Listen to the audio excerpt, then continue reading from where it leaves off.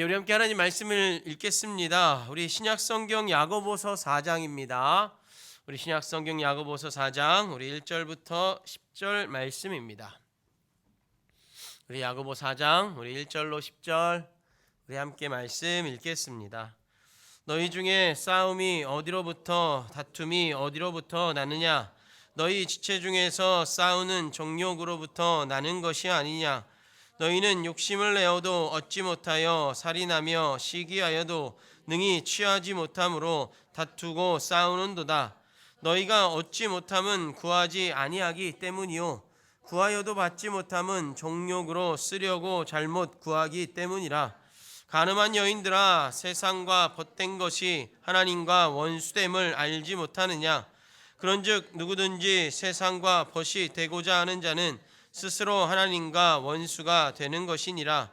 너희는 하나님이 우리 속에 거하게 하신 성령이 시기하기까지 사모한다 하신 말씀을 헛된 줄로 생각하느냐? 그러나 더욱 큰 은혜를 주시나니 그러므로 일렀으되 하나님이 교만한 자를 물리치시고 겸손한 자에게 은혜를 주신다 하였느니라. 그런즉 너희는 하나님께 복종할지어다. 마귀를 대적하라. 그리하면 너희를 피하리라. 하나님을 가까이 하라. 그리하면 너희를 가까이 하시리라. 죄인들아, 손을 깨끗이 하라. 두 마음을 품은 자들아, 마음을 성결하게 하라. 슬퍼하며 애통하며 울지어다. 너희 웃음을 애통으로, 너희 즐거움을 근심으로 바꿀지어다. 주 앞에서 낮추라. 그리하면 주께서 너희를 높이시리라. 아멘. 할렐루야. 아멘. 우리 옆 사람하고 인사하겠습니다. 사랑하고 축복합니다. 사랑하고 축복합니다. 사랑하고 축복합니다. 네, 우리 이 시간에 지혜가 아닌 지식에 앞서게 되면 우리 두 번째 시간으로 말씀을 함께 나누어 보고자 합니다. 여러분 사도행전 13장을 보시면 바울과 바나바가 이제 선교 사역을 본격적으로 시작하는 장면이 보여집니다. 이들이 선교 사역을 시작하게 된 이유는 성경에 뭐라고 쓰여져 있냐면 성령의 인도하심에 따라 이들의 선교 사역이 시작되었다라고 기록이 되어져 있습니다. 우리 한번 말씀 읽어볼까요? 사도행전 13장 2절부터 3절 말씀인데요. 우리 같이 읽겠습니다. 시작. 주를 섬겨 금식할 때에 성령이 이르시되 내가 불러 시키는 일을 위하여 바나바와 사울을 따로 세우라 하시니 이에 금식하며 기도하고 두 사람에게 안수하여 보내니라. 아멘. 여러분 성령의 인도하심에 두 사람을 선교 사역자로 세웠습니다. 그리고 교회는 이들을 위해서 기도했고요. 기꺼이 이들을 파송했습니다. 그리고 그 다음 이들의 사역은 성령의 보내심을 따라서 움직이기 시작을 했습니다. 가야 하는 곳도 가서 행해야 될 것도 이야기하는 것도 이적과 기적도 성령의 이끄심에 따라서 인도하심에 따라서 이들의 사역이 시작이 되었습니다. 우리가 읽진 않았지만 4절 말씀해 보시면 두 사람이 성령의 보내심을 받아라고 고백을 하는 장면까지도 성경에 있습니다. 여러분 이렇게 성령의 보내심을 받아서 이들의 선교 사역은 시작이 되었습니다. 그리고 이들이 또 1차 전도 여행을 끝내고 2차 전도 여행을 시작하면서 한 가지 이들이 계획을 세우게 됩니다. 이들이 세운 계획은 이렇습니다. 소아시아 지역을 중심으로 복음을 전해야지. 지금으로 말하면 소아시아는 터키 땅입니다. 이 터키 땅 안에서 복음을 전해야지. 이 민족을 구원해야지 라고 생각을 하고 있었습니다. 왜냐하면 이 소아시아 땅에는 이 퍼져나간 이스라엘 백성들이 많이 있었기 때문이고 또 이들을 통해서 세워진 회당들, 지금으로 말하면 교회들이 많이 있었기 때문에 교회를 방문해서 복음을 전하고 하나님 나라를 선포하는 것이 이들의 사역에 이들이 이렇게 준비했던 또 계획했던 사역의 일부였습니다. 하여튼 이들은 이렇게 계획을 가지고 소아시아 땅을 향했고요. 그곳에서 한 마을 도심지 하나를 이렇게 다녀가면서 복음을 전하며 소아시아 북쪽 지방까지 지금 그 이스탄불이 있는 그 지역까지 유럽 코 앞에까지 이들이 사역을 펼치며 올라가게 됩니다. 그리고 나서 이들이 북쪽 지역에 도착한 다음에 이제 이들이 계획했던 대로 이젠 내려가면서 올라왔던 그 길, 하여튼 그 길 따라서 또 이제 내려가면서 복음을 전해야지 라고 이들이 결정을 하고 계획을 세우고 이제 동네를 내려가기 시작을 합니다. 그런데 이 자신들이 올라오면서 했었던 그 아름답고 복된 사역의 여정들이 또 내려가면서도 아름답게 펼쳐져야 되는데 이게 잘 펼쳐지지 않았어요. 누군가가 막기 시작하는 듯한 느낌도 들고, 그리고 계획을 했던 일들이 어그러지기 시작을 합니다. 이들은 소아시아 중심의 사역을 펼치고자 했는데 이 바울의 계획을 성령님이 막아서기 시작했기 때문입니다. 말씀을 전하지 못하게도 하시고요. 지역을 이동하려 이 지역에서 저 지역으로 이동하려고 했을 때 그 계획을 성령이 또 막아서기도 하십니다. 그럼에도 여러분, 바울은 자신이 세운 계획이 있기 때문에, 그리고 여러분 지금 바울이 뭐 하고 있어요? 선교 사역 하잖아요. 나름 사명을 감당하고 있어요. 그러니까 사명 감당하는 나니까, 지금 사명을 위한 거니까 그냥 성령이 조금 막는 듯해도 사명인데, 교회 일인데, 하나님 일인데 그냥 되겠지라고 생각을 하고 무시아에서 드로아라는 동네로 이렇게 해안가를 끼고 내려가려고 하는 시도를 또 하게 됩니다. 그런데 그것도 역시 막혀요. 안 되는 거예요. 너무나 쉽게 잘 올라오면서 복음을 전했으니 뭐 이동하면서 복음 전하는 거 이제 이들에게 별일 아니거든요. 그런데 계속 막히는 거예요. 갈 수 없는 일들이 계속 생겨요. 하여튼 근데 바울이 하나님의 일이니까 하나님이 막아서는 것 같기도 한데도 그냥 하나님의 일이니 내려가자 하고 고집을 부려요. 근데 그때 하나님께서 밤에 바울에게 환상을 보여줘요. 무슨 환상을 보여주냐면 이 마케도니아 사람이 바울에게 손짓을 이렇게 하는 환상을 보여줍니다.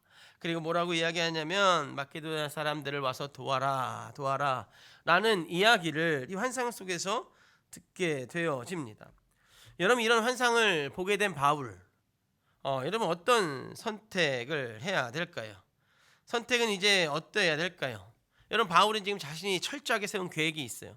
2차 전도 여행은 소아시아 땅을 두루두루 다니며 복음을 전해야지. 그리고 절반을 이행했어요. 이제 절반만 하면 2차 전도 여행이 완수가 되는 거예요. 자기가 계획한 그 사명의 길이, 하나님의 인도하심의 그 길이 완수가 되어지는 거예요. 그런데 하나님이 지금 그 길을 딱하니 막으셔요. 만약에 여러분이 바울이라면 어떤 선택을 하시겠습니까? 나 하나님의 일을 하고 있으니까 내 계획대로 움직이시겠습니까? 아니면 하나님의 일을 하고 있으니 하나님의 말씀을 우선적으로 듣고 여러분 따르겠습니까? 하나님의 일을 한다고 하면서 남쪽으로 내려가실래요? 아니면 계획에 전혀 없었는데, 전혀 계획이 없던 일, 하나님이 갑자기 말씀하신 그 일을 하려고 여러분 유럽으로 건너가시겠습니까? 여러분 여러분이 만약에 바울이라면 어떤 선택을 하실래요? 말씀을 묵상하다가 재미있는 생각이 좀 났어요. 뭐냐면 요즘 MBTI가 최근에 한창 유행이잖아요. 이 MBTI 성향을 가지고 한번 생각을 하게 되었어요. 만약에 이 바울이 T의 성향을 가지고 있었다면 어떤 선택을 했을까? 자신이 세운 계획이 있어요. 이거는 확실히 이루어야 될 계획이고 여지껏 그렇게 살아왔어요. 바울이 T야. 근데 하나님이 막아서는 것 같아. 근데 앞으로 자신의 계획은 이제 돌아가는 계획이 누구네 집에서 자고 어느 회당에서 설교를 하고 누구를 이런 계획이 확실히 딱 짜여져 있는 거예요. 여러분, 바울이 T라면 어떤 선택을 했을 것 같아요? 내려갔을 것 같아요? 아니면 하나님 말씀을 들었을 것 같아요? 어떤 선택을 했을까요? 아니면 이런 바울이 만약에 F라면 어떤 선택을 했을까요? 자신이 짠 확실한 계획을 놔두고 하나님 말씀을 들었을까요? 아니면 그럼에도 불구하고 그냥 남쪽으로 자신의 계획대로 내려갔을까요? 여러분, 중요한 건 T든 F든 알 수는 없죠. 알 수는 없어요. 무엇을 선택하든지. 그러나 여러분, 중요한 건 뭐냐면 나의 성향보다 그 성향을 무시해서라도 선택해야 하는 것이 있다라는 거예요. 나의 계획을 조금 무시하더라도, 나의 계획을 조금 내려놓더라도 누군가의 말을 들어야 될 상황이 있다라는 거죠. 그것은 뭐냐면 바로 하나님의 말씀을 들어야 된다라는 거예요. 나의 성향보다 그 성향을 무시해서라도 선택해야 되는 것이 있는데, 그것은 뭐냐면 바로 믿음의 선택이라는 거죠. 나 튀니까 내가 지금 세운 계획들 똑바로 가야 돼. 하나라도 어그러지면 안 돼. 여러분, 이러면 안 된다라는 거예요. 아니면 나 F니까 감동, 이렇게 뭐 하나님이 나에게 감동 주셨으니까 나의 계획이 있는데 막, 이것도 여러분 아니라는, 중요한 건 뭐냐면 믿음으로 판단하고 믿음으로 결정짓고 믿음으로 행동해야 된다라는 거예요. 그리고 여러분, 우리는 그 믿음으로 살아가는 삶, 믿음 중심의 삶을 지혜로운 삶, 지혜자의 삶이라고 또 우리가 계속해서 이야기를 나누고 있었어요. 여러분, 우리는 오늘 지난주와 같은 본문을 갖고 말씀을 다시 한번 묵상해 보려고 합니다. 지혜가 아닌 지식에 앞서는 삶이 어떠한 삶인지, 자신이 세운 계획과 하나님의 말씀 속에, 하나님의 뜻 속에 어떠한 선택을 하며 삶을 살아가야 하는지, 무엇이 지혜이고 무엇이 지식인지를 함께 말씀을 통해서 다시 한번 나누어 보고자 합니다. 먼저 여러분, 지난주 말씀을 좀 다시 한번 생각해 보면, 여러분, 교회 공동체 안에도 다툼이 있다고 야고보는 우리들에게 일러 주었습니다. 다툼이 일어나는 이유는 한 가지였죠. 바로 정욕 때문이었습니다. 욕심 때문이었어요. 여기서 말하는 욕심은, 여기서 의미하는 욕심은 무언가를 소유하려고만 하는 욕심만은 아니에요. 내 것을 드러내고자 하는 거, 내 뜻을 펼쳐고자 하는 거, 내 마음을 좀 드러내고 내가 좀 이겨보려고 하는 그런 욕심, 그런 정욕이라고 말씀을 드렸어요. 우린 여러분, 이런 마음을, 이런 욕심을, 이런 정욕을 다른 말로 이렇게 표현하죠. 지식으로 표현하죠. 내가 가진 지식으로 누군가를 설득시키고 싶고, 내가 가진 지식으로 누군가보다 높게 올라서고 싶고, 내가 가진 지식으로 남들에게 좀 칭찬받고 싶고, 남들의 시선을 느끼고 싶고, 남들이 나를 우러러보고 싶어하는 그런 감정들이, 그런 욕심들이 우리 안에 있잖아요. 하여튼 여러분, 지식이 앞서는 삶이라고 표현을 했어요. 공동체 안에서 살아내보려는, 또는 앞서보려는 우리들의 생각에서 시작이 된 것이기 때문에 그래요. 그런데요, 여러분, 교회 공동체는 내 생각이 앞서서는 안 되는 공동체라고 성경은 우리들에게 일러주죠. 이 공동체의 주인이 누구냐면 바로 하나님이기 때문에 그래요. 만약에 여러분, 그 공동체의 주인이 나라면 내가 앞서야겠죠. 내가 앞서서 끌고 가야 되겠죠. 내 말이 그 공동체 안에 스며들어야 하고, 내 생각이 그 공동체의 생각이 되어야 하겠죠. 그러나 여러분, 교회 공동체는 아니라는 거예요. 그리고 우리가 삶을 살아가는 이 모든 세상의 주인은, 이 세상은 아니라는 거예요. 교회의 주인은 하나님이시고요, 이 세상 모든 만물의 주인도 하나님이셔요. 즉 하나님이 앞서야만 하는 거예요. 그런데 여러분, 우리가 세상 가운데 삶을 살아가다 보면, 아니 사실 세상도 하나님 나라의 일부인데, 여러분, 그럼에도 우리가 스스로 교회와 세상을 분리하며 삶을 살아가기도 하죠. 그리고 그 세상 가운데 세상의 지식을 갖고 또 삶을 살아가다 보니까 나도 모르게 이 세상의 지식으로, 때론 논리로 내가 속한 교회 공동체 앞에 서기도 하고, 또 공동체 안에서 그 이야기를, 그 논리를 펼쳐갈 때도 있다라는 거예요. 심지어 여러분, 그 교회 공동체 안에도 이런 모습이 나타나는 거죠.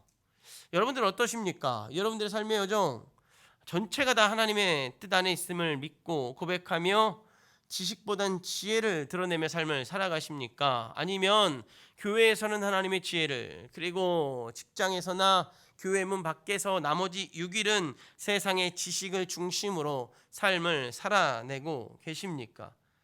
여러분, 어떤 삶을 살아가시나요? 세상의 6일과 교회에서 1일을 구분하며 삶을 살아가고 계십니까? 그리고 또 여러분, 그렇게 삶을 살아가다 보니까 세상의 지식이 내 삶을 지배하는 삶을 살아가고 있는 것은 아니신지요? 여러분, 우리가 삶의 여정 속에 반드시 기억해야 될 건 뭐냐면, 세상의 6일도 주일, 그리고 주일 1일도 하나님의 날이고 하나님이 주인 되어 주심을 여러분 꼭 믿으시기를 주님의 이름으로 간절히 부탁을 드리겠습니다. 여러분, 삶의 여정 속에 기억해야 되는 건 세상의 6일도 주의 날이고, 우리가 예배를 드리는 이 주일도 주의 날임을 여러분 구분하여 삶을 살아가지만, 우리는 여러분 주 1일을 위해서 6일을 살아가는 거고요. 하루하루 하나님의 은혜로 여러분 살아가고 있는 자들임을 여러분 꼭 믿으셔야만 합니다. 그래서 여러분 6일이 주가 아니라 주일이 주가 되어지는 삶을 살아가야 되는 거죠. 6일도 주일처럼. 때론 주일을 위해서 6일을 살아내는 삶을 살아가야 한다라는 거예요. 일주일 열심히 살고 주일이니까 예배당 갔다 교회 갔다 와서 쉬어야지. 여러분 이러면 이거는 나머지 6일을 위한 쉼이 되어지는 거죠. 근데 여러분 일주일간의 삶 열심히 살면서 하나님의 영광을 위하여 하나님의 영광을 드러내면서 삶을 살아간다면, 그리고 영광을 드러낸 삶을 가지고 주 앞에 와서 믿음의 고백을 드리고 감사의 고백을 드리며 하나님 저 일주일 동안 열심히 살았습니다. 힘이 들고 지쳤지만 그럼에도 하나님 앞에 영광 올려드리기 위해서 열심히 살았습니다. 하나님 저 이쁘죠. 하나님 저 하나님 저 좋아하시죠. 여러분 뭐 이런 고백을 드리는 삶이 사실 우리 안에 일어나는 삶이어야 한다라는 거예요. 6일과 1일을 구분질 게 아니라 1일을 위해서 6일을, 그리고 6일을 1일처럼 주일처럼 삶을 살아가는 우리들의 모습이 있어야 돼야 된다는 거죠. 물론 여러분 성령님은요 6일이든 주일이든 동일하게 우리를 이끌어가고 계셔요. 여러분 평일이라고 해서 성령님이 절반만 도와주고 주일이라고 해서 성령님이 하루 종일 도와주고 이런 건 아니잖아요. 성령님은 동일하게 월요일도 화요일도 그리고 또 주일도 우리를 이끌어가고 계셔요. 그러나 여러분 그 이끌어가심의 목적은 나의 삶이 하나님 앞에 영광 드리는 것에 있음을 여러분 기억하셔야 돼요. 그래서 여러분 6일도 하나님 앞에 거하는 주일과 같은 삶을, 비록 내가 예배에 참여하지 못할지라도 직장에 나가 있을지라도, 그리고 그 직장에서도 내가 예배자의 삶을 포기하시면 절대 안 되고 잃어버려서도 절대 안 됨을 여러분 꼭 기억하셔야 돼요. 만약에 여러분이 이렇게 구분지어 삶을 살아가다 보면 어떤 일이 일어날까요? 하나님도 여러분들에게 구분짓지 않을까요? 여러분 하나님이 만약에 내 삶을 구분짓기 시작하면 어떨 것 같습니까? 여러분의 삶을 하나님이 구분짓기 시작을 해요. 어떨 것 같아요? 월요일은 도와주고 화요일은 쉬고 이런 식으로. 아니면 거꾸로 하는 거죠. 우리는 6일 동안 열심히 내일 하고 이 하루 주일 교회 오잖아요. 그리고 지혜로 살겠노라고 이렇게 다짐하고 고백하며 삶을 살아가잖아요. 이게 아니라 반대로 하나님이 주일날만 도와주고 6일을 도와주지 않으면 이게 얼마나 무섭습니까? 이게 얼마나 암울합니까? 아니면 여러분 저번에도 한번 이야기했지만 하나님이 6일을 도와주고 주일이니까 쉬어야 돼 라고 하나님 쉬어버리면 여러분 얼마나 또 암울합니까? 그게 아니라는 거예요. 그게 아니라는 거죠. 단 하루도 이 6일 전체도 이 주일 전체 이 7일 모두가 하나님의 목적 앞에 하나님 앞에 영광 올려드리는 삶을 살아내야 된다고 우리들에게 말씀하고 있는 거예요. 사랑하는 성도 여러분, 일주일 7일이 하나님 앞에 온전한 예배자가 되시기를 주님의 이름으로 간절히 축복하겠습니다. 우리 옆 사람에게 이렇게 인사할까요? 일주일 중 6일이 주가 아닌 주일이 주된 삶을 살아갑시다. 시작. 뭐 길어요? 길어. 여러분 의미는 알죠? 6일이 주가 아니라 주일이 주가 된 삶을 살아가자고요. 주일이 6일이 되는 삶을 살아가자고요. 그래서 우리 아까 수진자매 찬송하면서 후 그랬는데 매일매일 후를 외치며 하나님 앞에 찬양하고 경배하는 삶을 살아가기를 소망합니다. 왜 승현이는 후 안 하는 거야? 왜 안 하는 거야? 다 하는데. 네. 여러분 이렇게 우리가 좀 이야기도 하고 6일을 7일처럼 살아갑시다. 주일처럼 살아갑시다. 이렇게 이야기하고 다짐도 하지만 여러분 쉽습니까? 어렵습니까? 어렵죠. 여러분 교회 저 문 빡 나가면 6일이 뭐야? 막 이러면서 나갈 거 아닙니까? 참 쉽지 않아요. 그리고 여러분 6일 길어요. 주일은 하루인데 6일 길어요. 이게 차라리 거꾸로 됐으면 얼마나 좋을까? 그렇죠. 어때요? 6일이 주일이고 하루가 하여튼 평일이야. 월요일인지 화요일인지 모르겠는데 평일이야. 여러분 그렇게 되길 소망하죠. 예. 그럼 여러분 예배가 우선시됩니까? 예배 끝나고 쉼이 여러분 지금 여러분 제가 그 말 하니까 자고 있던 사람들이 깨어나서 막 웃음을 막 지금 짓고 있는데 여러분 주일이 6일이면 얼마나 좋아요. 마음껏 예배하고 그리고 집에 가서 뭐 한다? 마음껏 쉬고 그리고 뭐 하루 정도야 뭐 12시간 정도 일해줄 수 있잖아요. 왜? 나머지 6일 뭐 쉬는데 뭐 이런 우리 그런 마음 아닙니까? 근데 여러분 세상이 그렇지 않죠. 6일이 참 길어요. 여러분 야고보 역시 이것을 잘 알고 있었어요. 세상의 삶을 살아가는 힘듦을 알고 있었어요. 그래서 여러분 세상 가운데 세상 중심의 삶을 살아가는 자들을 향해서 이렇게 이야기를 하더라고요. 가늠한 여인들아 라고 이야기를 하고 있어요. 우리 4절 말씀 혹시 있나요? 제가 체크를 안 한 것 같은데 제가 한번 읽어봐 드릴게요. 4절 이렇게 쓰여져 있습니다.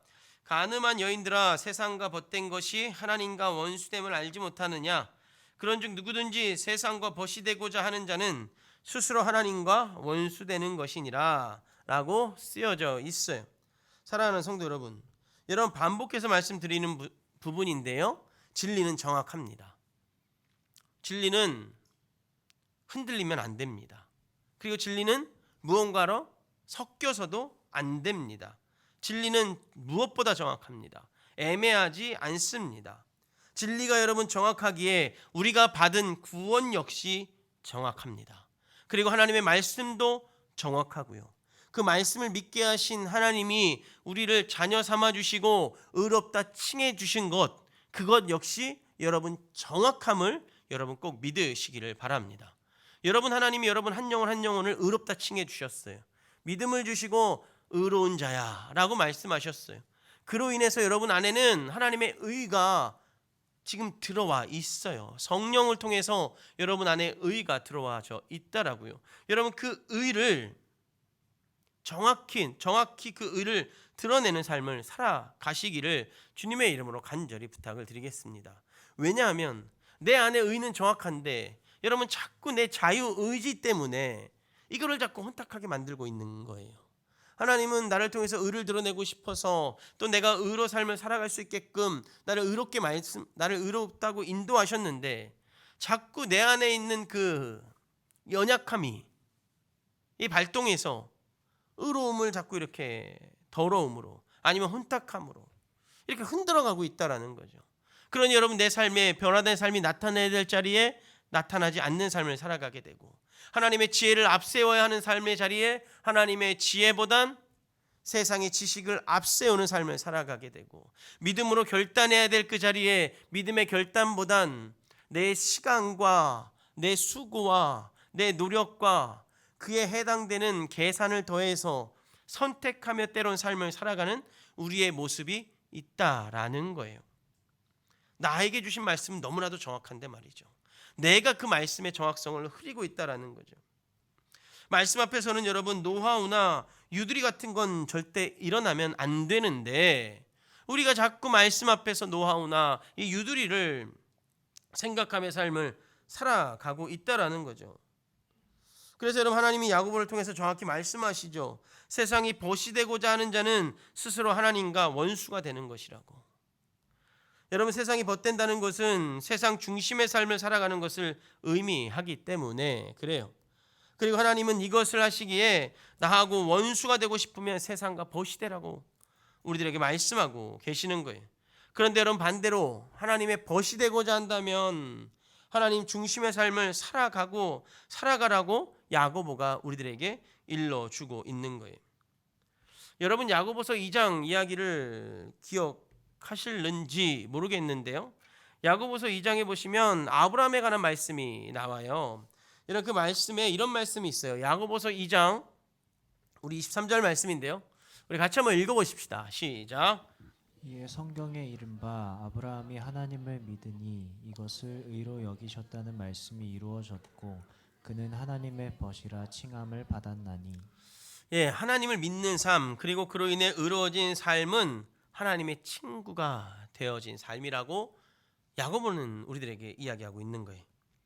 즉 여러분 믿음을 지니고 내가 아니라 믿음을 앞세우는 삶, 즉 지식이 아니라 지혜자의 삶은 하나님과 친구가 되어지는 삶이라고 말씀하고 있는 거예요. 여러분은 하나님의 벗이라고 고백하며 삶을 살아가십니까? 나는 하나님의 친구야. 하나님이 내 친구야. 라고 여러분 어디서든지 언제든지 이야기를 하고 계십니까? 아니, 이야기를 하실 수 있으시나요? 이런 분명한 사실 뭐냐면 믿음을 지닌 자들, 그리고 그 믿음으로 살아가려고 노력하는 분들은 하나님이 나의 벗되심을 여러분 꼭 믿으시기를 바랍니다. 여러분 안에 믿음을 소유하고 있다면 하나님은 여러분에게 벗이 되어 주시는 거예요. 친구가 되어 주시는 거예요. 왜냐하면 믿음은, 하나님이 나에게 주신 믿음은 분명하기 때문에 그래요. 흐리멍텅하지 않아요. 확실하기 때문에 그래요. 완벽하기 때문에 그래요. 그러나 여러분, 그 은혜가 내 안에 온전히 펼쳐지려면 내 삶의 믿음이 우선시 되어야 한다고 이 야고보가 일러주고 있는 거예요. 그럼 여러분, 믿음이 우선시 되려면 어떻게 해야 될까요? 성경 우리들에게 이야기하죠. 수고하고 노력해야 된다고. 여러분, 믿음은 하나님이 주신 게 분명합니다. 그리고 우리가 그 하나님이 주신 믿음으로 삶을 살아가죠. 그렇다고 해서 여러분, 하나님 믿음 주셨으니까, 완벽한 하나님이 나에게 완벽한 믿음을 주셨으니까 나 이제 됐어 라고 여러분 삶을 살아가면 안 돼요. 왜? 우리 안에 연약함이 있기 때문에 그래요. 우리 안에 이 자유의지라는 하나님이 주신 귀한 선물이 있는데, 여러분 이 선물이 때로는 연약하게 작동하기 때문에 그래요. 여러분, 하나님이 자유의지를 주신 이유가 뭔지 아십니까? 하나님 영광 받기 위해서 모든 만물을 창조하셨잖아요. 우리를 창조하셨잖아요. 그러고 나서 이 사람에게, 첫사람 아담에게 자유의지를 주신 건 기계적인 영광을 받지 않길 원하셨기 때문에 그래요. 능동적인 영광, 스스로의 영광, 이렇게 다니면서 하나님 앞에 기쁨으로 찬양하고 경배하는 그 영광을 드리길 원하셨기 때문에 그래요. 여러분, 영광이라는 걸 좀 쉽게 표현하면, 어떤 친구가 저한테 물어보더라고요. 목사님, 영광이 도대체 무슨 뜻입니까? 영원한 광채입니까? 뭐 이렇게 이야기하더라고요. 제가 쉽게 말씀드릴게요. 여러분, 영광 뭐냐면요, 이런 거예요. 여러분, 아이돌 좋아하십니까? 좋아하는 연예인 있어요? 아니 뭐 축구 스타나 뭐 이런 사람들 있어요? 유명한 메시라는 축구 선수 있잖아요. 엄청 유명한 선수. 여러분이 어느 날 축구장을 갔는데 그 메시가 온 거야. 그 축구장에. 그런데 메시가 축구장에 나와가지고 막 엄청나게 멋있는 걸 막 보여줘요. 그럼 여러분 어떻게 하겠어요?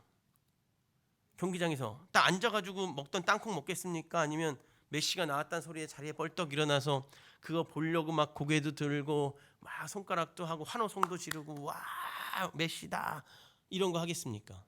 와 메시다 뭐 이런 거 하지 않겠습니까? 먹던 것도 내려놓고 막 소리 고래고래 지르면서, 그리고 뭐 멋있는 거 보여주면 우와 막 이런 감탄하지 않겠습니까? 이게 영광이라는 거예요.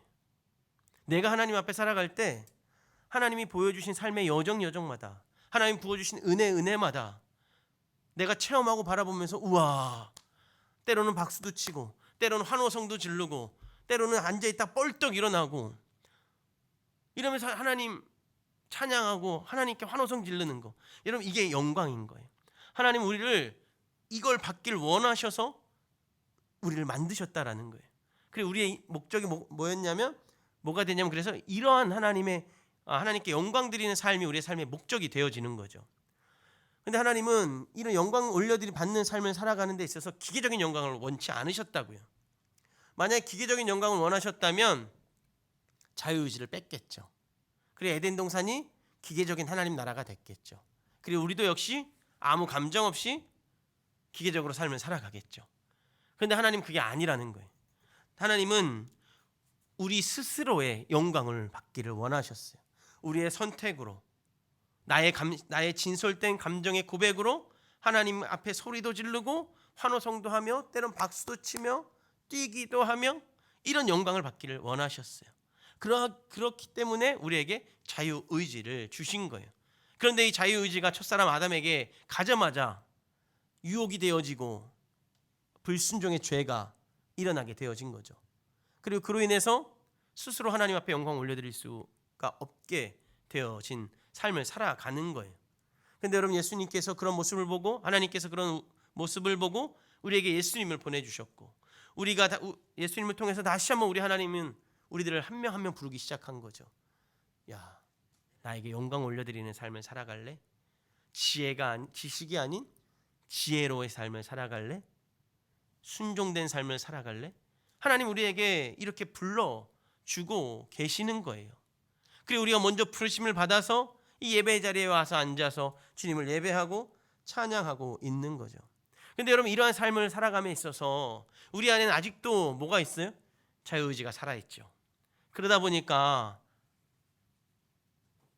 때론 연약해지고 때론 지식적이어지기도 하고 때론 우선순위가 헷갈리기도 하고 하나님 앞에 영광 가야 될 게 내가 좋아하는 아이돌에게 영광이 가기도 하고 아니면 내가 좋아하는 뭐 또 다른 특정한 뭐 물건이나 아니면 특정한 상황을 위해서 그 영광을 거기다 쏟아 영광의 모습을 거기에다가 보여주기도 하는 삶을 살아가는 거죠.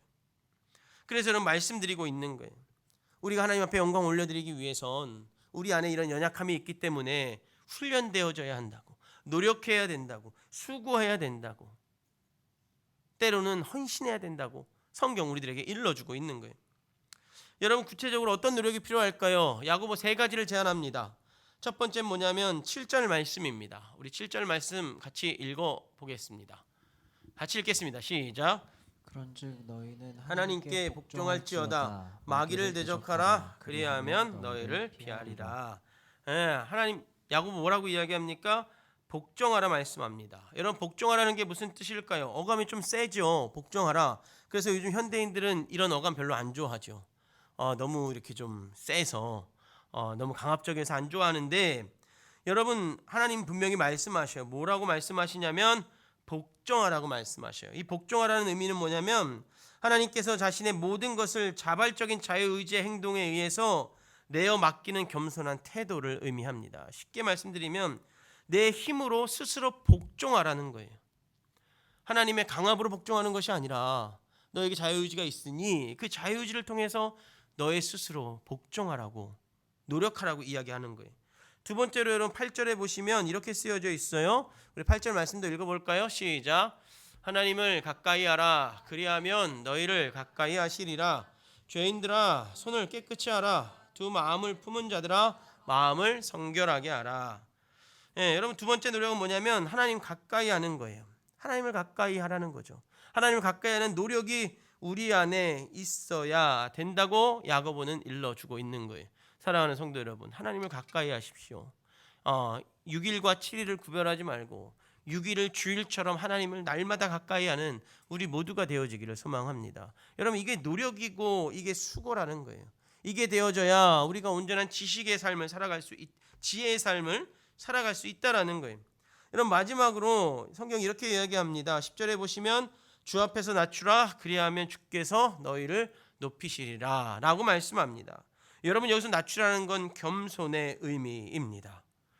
말씀을 정리하겠습니다. 사랑하는 성도 여러분, 우리는 지난 2주간 지혜가 아닌 지식이 앞서게 되면 이런 주제를 가지고 말씀을 나누었습니다.